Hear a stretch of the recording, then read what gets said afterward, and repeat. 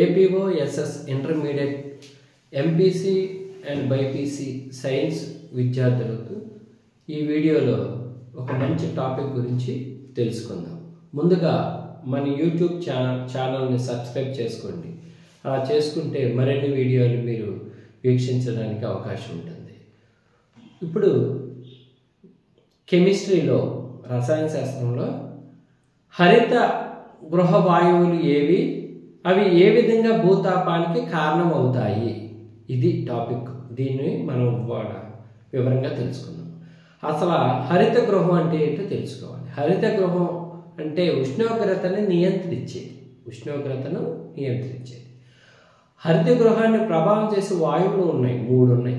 అవేంటి తెలుసుకుందాం. ఒకటి CO2 carbon dioxide, CH4 methane, H2O నీటి ఆవిరి. ఈ 3 కూడా హరిత గృహాన్ని ప్రభావితం చేసే వాయువులు. భూతాపానికి ఏ విధంగా కారణమవుతున్నాయో ఈ 3 వాయువుల గురించి ఈ టాపిక్ తెలుసుకుందాం ఈ వీడియోలో. భూతాపం అంటే ఏంటి అసలు?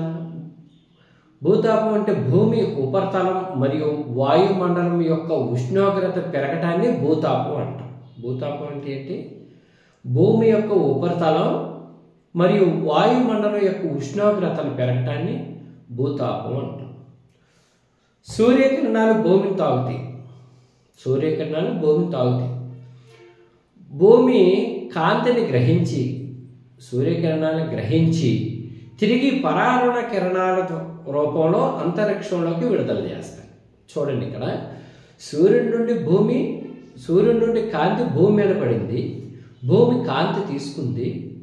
ఈ కాంతిని పరారుణ కిరణాల రూపంలో మళ్ళీ అంతరిక్షంలోకి పంపించేసింది.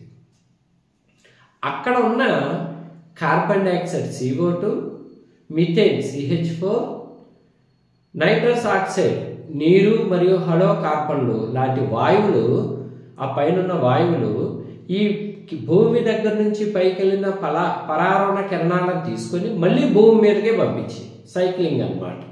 పైనుండి కిందకు వచ్చి భూమి తీసుకుంది. భూమి పరారుణ కిరణాల ద్వారా మళ్ళీ అంతరిక్షంలో పంపింది. అక్కడున్న వాయువులు ఏం చేశాయి? వాటిని మళ్ళీ తిరిగి భూమి మీదకి పంపించాయి. ఇలా మళ్ళీ భూమి మీదకి రావడం వల్ల ఏమైంది? భూమి ఉపరితలం వేడెక్కింది. మరి చూసారు, భూతాపం పెరిగింది కదా. అది ఇప్పుడు భూతాపాన్ని, ఉష్ణోగ్రతను ఏ విధంగా మనం తగ్గించుకోవచ్చో ఒకసారి చూద్దాం. భూతాపాన్ని పెరగడానికి కారణం 3 వాయువులు చెప్పుకున్నాం. ఒకటి CO2, ఒకటి CH4, 2 CH4, 3 H2O. ఇక్కడ మనం ఆయిల్ కానీ గ్యాస్ కానీ ఇలాంటి ఇంధనాలను మనం ఎప్పుడైతే దహనం చేస్తామో దాని నుండి వచ్చే వాయువులు CO2 విడుదలవుతుంది. ఇది కూడా భూతాపానికి బాగా కారణమవుతుంది. నెక్స్ట్ మొక్కజొన్న సాగులో మిథేన్ విడుదలవుతుంది. ఇది కూడా కొంత కారణం అవుతుంది. నెక్స్ట్ ప్లాస్టిక్ మరియు పరిశ్రమల వల్ల నైట్రస్ ఆక్సైడ్ విడుదలవుతుంది. ఇది భూతాపానికి మరింతగా దోహదం చేస్తుంది.